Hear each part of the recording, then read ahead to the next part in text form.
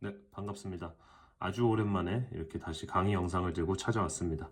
앞으로 이제 다시 제가 시작을 할 건데, 일주일에 한 편씩, 뭐 만약에 안 되더라도 2주일에 한 편씩 정도는 해서 FA 강의를 이제 쭉 해서 한번 다시 이어가 볼 거고요. 그리고 제가 여태까지 영상을 업로드를 못했던 이유는 뭐 아시겠지만 PE 공부를 하는 것 때문에 제가 좀 잘 못했었거든요. 근데 결론적으로는 PE도 이제 합격을 했기 때문에 이 FA에 대한 강의가 이제 다 끝나고 나면은 PE에 대한 강의도 제가 뭐 어느 정도 할 수 있는 부분에 대해서는 좀 진행을 해볼까 합니다. 그래서 뭐 계속해서 이제 열심히 따라와 주시고 공부해 주시면은 뭐 감사하겠다라는 말씀을 먼저 드리고 이렇게 시작을 해보고 싶네요.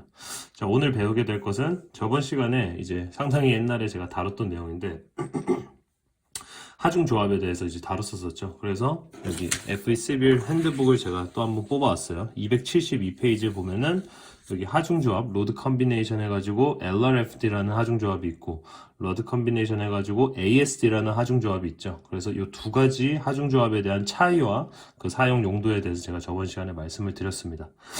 근데 일단은 결론적으로 FE11 시험에서는 우리가 LRFD만 다루고 또 특히나 지금 저희가 하고 있는 단원은 철근 콘크리트 단원이기 때문에 철근 콘크리트에서는 LRFD에 의해서 발생하는 하중 맥스를 갖다가 뽑아내는 행위를 해야 된다라고 말씀을 드렸기 때문에 우리는 이 하중 조합만 갖다가 사용을 할 것입니다. 그렇게 해서 한번 이제 문제를 풀어볼 건데 여기 제가 예를 들어서 빔을 하나 가져왔습니다. 이 빔은 이제 simply supported 말 그대로 단순 보고 이제 20피트짜리고 데드로드 W라는 것은 이제 등분포 하중을 갖다 나타내는 거죠. 그래서 등분포 하중 데드로드가 150 PLF고 150 파운드 per foot이고 역시 라이브 로드에 의해서 발생할 수 있는 등분포 하중이 200 PLF다라고 했을 때 맥시멈 하중을 갖다 뽑아내라. 맥시멈 등분포 하중은 과연 어떻게 되는 것인가? 역시 LRFD라는 로드 컨비네이션을 사용해서 문제를 풀어보라. 뭐 이런 이제 문제를 제가 가지고 왔습니다.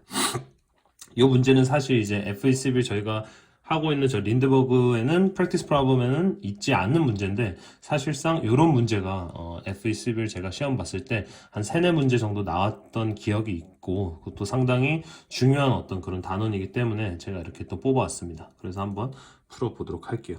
자, 역시 제가 말했듯이 우리는 LRFD를 사용을 해야 되는데 여기 시빌 핸드북을 보시면 알겠지만 LRFD에서 우리가 사용 가능한 로드 컨비네이션이 뭐가 있을까를 먼저 우리가 추출해내는 것이 좀 중요하다고 말씀을 드렸죠. 그래서 여기 쭉 보시면은 지금 한번 본 김에 제가 말씀을 드려볼게요. 첫 번째는 1.4D라고 하는 이 데드로드에 의해서 발생할 수 있는 하중조합. 두 번째는 데드로드, 라이브로드, 그리고 루프 라이브로드, 스노우, 레인로드에 의해서 발생할 수 있는 하중조합들. 그리고 이제 이 두 개만 일단 처음에 보시고 이 밑에는 이제 제가 저번 시간에 말씀을 드렸지만 먼저 이 문제와 우리가 한번 좀 1대1 매칭을 좀 해볼게요. 여기서는 지금 데드로드와 라이브로드에 의해서 발생할 수 있는 맥시멈 하중을 갖다가 뽑아내라고 하는 것이 문제죠. 근데 여기 지금 보시면은 세 번째 줄에서는 윈드로드가 하나 포함이 되어 있습니다. 윈드로드가 들어가 있다. 자, 네 번째 역시 윈드로드가 들어가 있고 여기 여섯 번째에도 윈드로드가 들어가 있죠. 윈드로드가 들어가 있는 하중들은 뭐다? 제가 저번 시간에 말씀드렸다시피 윈드로드가 발생을 했을 때 거기다 추가적으로 발생할 수 있는 뭐 데드로드나 라이브로드의 어떤 그 조합으로 인해서 발생할 수 있는 하중 조합이라고 했죠. 그러니까 다시 한번 말씀드리면 윈드로드가 들어가 있는 하중들은 윈드로드가 주가 되는 그런 하중 조합들입니다. 따라서 이 문제와 같이 윈드로드가 주어져 있지 않은 상황에서는 우리가 이 윈드로드가 포함되어 있는 하중조합은 신경을 쓸 필요가 없다고 접근을 해주시면 좋을 것 같습니다. 마찬가지로 이 E라는 것은 earthquake 로드라 해가지고 지진력이라고 말씀을 드렸죠. 윈드로드와 마찬가지로 윈드로드도 주로 옆에서 때리는 그런 횡 하중인데 이 earthquake 로드도 역시 지진력은 주로 옆으로 때리는 그런 횡 하중이라고 말할 수 있겠죠. 그런 지진이 발생을 했을 때 따라올 수 있는 데드로드나 라이브로드 혹은 뭐 스노우로드 이러한 어떤 다른 맥스 하중 조합들이 이렇게 발생을 한다라는 거지만 역시 마찬가지로 이 문제에서는 이 얼스케일 로드가 존재하지 않기 때문에 우리는 이런 하중 조합들 얘와 얘는 사용을 할 필요가 없겠죠. 따라서 이 W 들어가 있는 거 빼고 얘 또 빼고 얘 E 들어가 있는 거 빼고 W 들어가 있는 거 빼고 E 들어가 있는 거 빼니까 1.4D, 1.2D 플러스 1.61, 0.5 LR or S or R 이렇게 두 가지의 하중 조합만 갖다가 우리가 사용을 하면 되겠다라고 이제 좀 접근을 해주시면 좋을 것 같습니다. 자, 그럼 여기다가 한번 써볼게요. 1.2t 플러스 1.6L 플러스 0.5LR or S or R이네요. 자, 오랜만에 이게 제가 요거 영상을 켜놓고 이제 글씨를 쓰다 보니까 좀 삐뚤빼뚤한데 한번 이제 풀어보면은 얘는 이제 치울게요. 자, 첫 번째로 우리가 이 하중이 지금 두 가지가 나와 있는데 어떠한 하중들이 조합이 되었을 때 가장 큰 맥시멈 하중을 만들어낼 수 있느냐를 지금 파악하는 문제이기 때문에 이런 주어져 있는 우리가 사용할 수 있는 로드 컨비네이션을 하나하나 대입을 해서 가장 최종적으로 가장 맥시멈 하중이 갖다가 나오는지를 체크해 주는 것이 가장 중요하죠. 그래서 1.4D라는 것은 우리가 라이브 로드가 있지만 라이브 로드를 배제하고 데드 로드만 갖다가 40%를 더 더해봤을 때 어떤 하중이 나오는지를 계산을 해보자라는 거였죠. 그래서 데드 로드가 지금 150PLF니까 이렇게 계산을 해주면 되겠죠. 그럼 1.4에다가 죄송합니다. 계산을 해주면 210PLF, 그러니까 210 파운드 per foot이 나오겠고, 두 번째 계산식은 1.2에다가 데드로드인 150을 곱해주고 더하기 1.6에 라이브 로드는 200이죠. 자, 그리고 나서 여기 0.5에 LR or S or R이라는 것을 갖다가 계산을 해줘야 되는데 역시 여기 핸드북에 보시면은 LR or S or R이라는 것은 이 세 가지 하중 중에 가장 큰 largest 하중을 갖다가 뽑아서 이 계산식에다 넣어주라는 거예요. 근데 지금 여기 보시면 알겠지만 LR이라는 거, 자, LR은 루프에서 발생할 수 있는 라이브 로드고 S는 스노우 로드고 R은 레인 로드입니다. 따라서 이 세 가지의 공통점이 뭐냐면은 이 세 가지 다 지붕에 있는 그 빔이나 지붕 위에서 발생할 수 있는 하중에 대한 그런 어떤 하중의 그런 경우의 수죠. 근데 따라서 여기 이제 웬만한 이런 이제 문제에서 우리가 이 라이브 로드가 그냥 이렇게 LL로 주어져 있다? 그러면 이 빔은 일단은 루프에 있지 않다고 우리가 가정을 하고 문제를 푸셔도 돼요. 그러니까 이 문제가 만약에 이 빔이 뭐 어떤 2층짜리 건물에 뭐 꼭대기에 있는 빔이다. 뭐 이런 식으로 주로 설명이 돼 있지 않거든요. 그러니까 뭐 지붕에 있는 빔이다라고 한다라면은 우리가 이 루프 라이브 로드에 의한 하중을 갖다 고려를 해줘야 되는데 주로 그냥 문제가 이런 식으로 딱 나오기 때문에 이렇게 나온다면은 데드 로드는 있고 라이브 로드가 있는데 이 라이브 로드가 루프 라이브 로드가 아니고 그냥 라이브 로드니까 얘는 루프에 의해서 발생할 수 있는 하중들은 존재하지 않겠구나. 이렇게 접근을 해주시는 것이 좀 정확한 방법이라고 저는 생각이 됩니다. 따라서 이 루프 라이브 로드나 S라는 스노우 로드, 레인 로드 이 세 가지 로드들은 역시 루프에 의해서 발생할 수 있는, 그러니까 루프 위에 있는 하중에 의해서 발생할 수 있는 것들이기 때문에 다 없어질 수 있다라는 것이죠. 조금 이해가 안 되신다라면 제가 한 번 더 말씀을 드려보면 이렇게 뭐 2층짜리, 3층짜리 건물이 있다고 했을 때 만약에 요 꼭대기에 있는 요 빔을 갖다가 해석을 한다 했을 때는 여기에는 LR이나 S나 R이라는 요런 이제 루프 위에서 발생할 수 있는 하중들이 존재할 수 있겠죠. 그랬을 때는 이 1.6L이라고 하는 이 플로어에 의해서 발생할 수 있는 라이브 로드가 배제되고 1.2D에 0.5 LR, SR 해가지고 요 두 가지 하중 조합으로 갖다가 최대 맥시멈 하중을 뽑아주면 되는 것이고요. 반면에 요 밑에 있는 하중은 이제 루프 위에 있는, 그러니까 루프에 있는 빔이 아니죠. 루프에 있는 빔이 아니기 때문에 루프에 의해서 발생할 수 있는 라이브 로드나 스노우 로드, 레인 로드가 없어지고 이번에는 플로어에서 발생할 수 있는 라이브 로드가 존재하는 거기 때문에 얘를 뽑아줄 때는 바로 요 두 가지 하중 조합을 갖다가 해서 여기다 계산을 해서 놔주면 되는 겁니다. 쉽죠? 뭐 데드로드 플러스 L 이렇게 되겠고 얘도 뭐 데드로드 이렇게 플러스해서 하중 조합을 뽑아줄 수 있다라는 것을 말씀을 드렸습니다.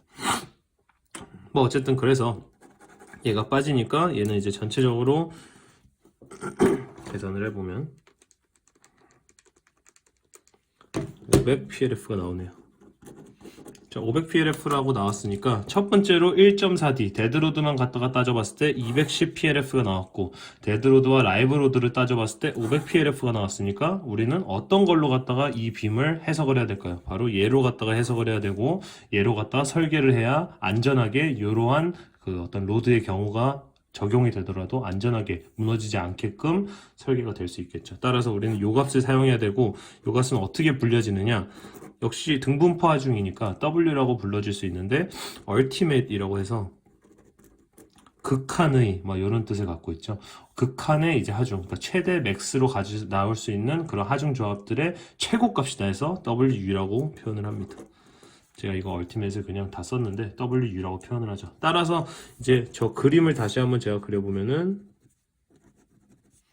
이렇게 생긴 빔에 지금 등분포 하중이 500 PLF가 WU로서 이렇게 작용을 하고, 이 WU는 아까 발생한 데드로드와 라이브로드에 의해서 발생할 수 있는 모든 경우의 수, 모든 하중 컨비네이션을 다 사용을 해서 나온 맥시멈 값이죠. 따라서 얘로 갖다 하면 되는데, 일단 여기서 우리가 FECB를 하고 있잖아요. FECB에서 주로 어떤 문제를 물어보느냐, 바로 요 값을 물어보는 문제들이 한 두세 문제 정도 나옵니다. 근데 우리는 뭐 나중에 이제 뭐 P도 이제 보실 거니까 P에 대해서도 한번 제가 문제를 풀어드리면은, 여기까지 나오는 이 500PLF가 답인 경우는 이제 FECB에서의 문제인데, P 시험이다 만약에 그렇게 되면은 SFT에서 발생할 수 있는 최대 맥시멈 쉬어 전단력을 구해라, 혹은 맥시멈 모멘트를 구해라 라는 이제 문제가 나오게 되는데, 그것들이 P 문제인데 사실 뭐 그렇게 어렵지 않죠, 딱 봐도.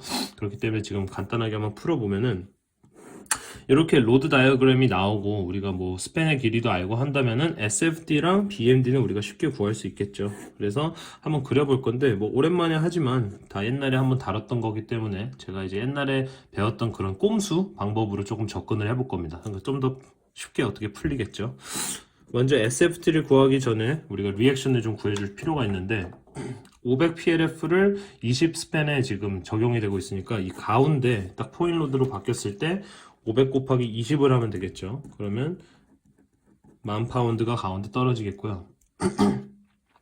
두 가지 지금 아주 시메트릭하게 정가운데 떨어지고 있기 때문에 리액션은 절반으로 나눠지기 때문에 여기서 5,000, 여기서도 5,000 파운드가 이렇게 올라가게 되겠죠. 자, SFT를 그린다. 등분포 하중이니까 일단 먼저 처음에 리액션 5,000에 의해서 올라갔다가 등분포 하중이니까 쭉 떨어지다가 역시 마지막에 5,000으로 의해서 다시 원점으로 돌아가겠죠. 여기 5,000. 그리고 이 원점을 기준으로 위쪽은 플러스 면적이 되겠고 아래쪽은 마이너스 면적으로 표현을 우리가 했었었죠. 여기까지 거리가 10피트고 여기까지 또 가운데 요 사이 거리가 10피트가 되겠죠. 자, BMD를 그릴 때 어떻게 했느냐? 이 SFD에서 BMD가 될 때는 적분이라고 했죠. 적분이라는 것은 차수가 플러스 1이 된다. 자, 무슨 말이냐?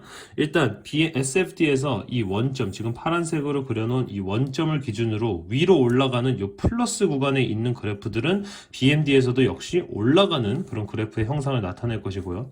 SFD 원점을 기준으로 그러니까 마이너스 구간에 있는 그 그래프들은 BMD에서 내려오는 그런 그래프를 나타내게 될 것입니다.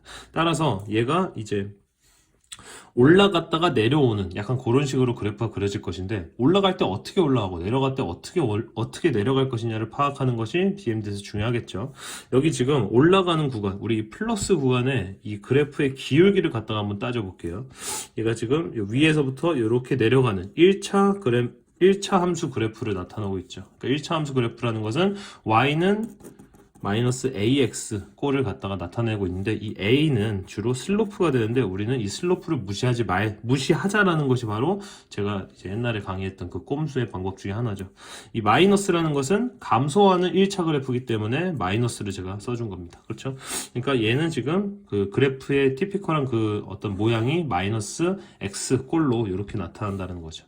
마이너스 X가 적분이 되면서 BMD에서는 차수가 하나 플러스가 된다는 겁니다. 차수가 하나 플러스 된다는 것은 마이너스 x에서 마이너스 x 제곱이 된다는 거죠. 어디까지? 바로 이 가운데 지점까지 마이너스 x 그래프로 생겨 먹었는데 플러스니까 올라가는 그래프가 될 것이다. 자, 마이너스 x 제곱은 이렇게 생겨 있는 U자가 거꾸로 뒤집어져 있는 상태로 올라가는 그래프가 형성이 된다니까 여기서 이런 식으로 올라가면 되겠죠. 맞죠? 역시 마찬가지로 이쪽은 SFD에서 아래쪽에 있는 마이너스 구간에 있는 그래프가 그려질 테니까 BMD에서는 내려오는 그래프가 그려질 것인데, 어떻게 내려갈 것이냐? 얘가 역시 기울기를 보면 여기서부터 여기까지 기울기를 보니까 마이너스 x 그래프죠.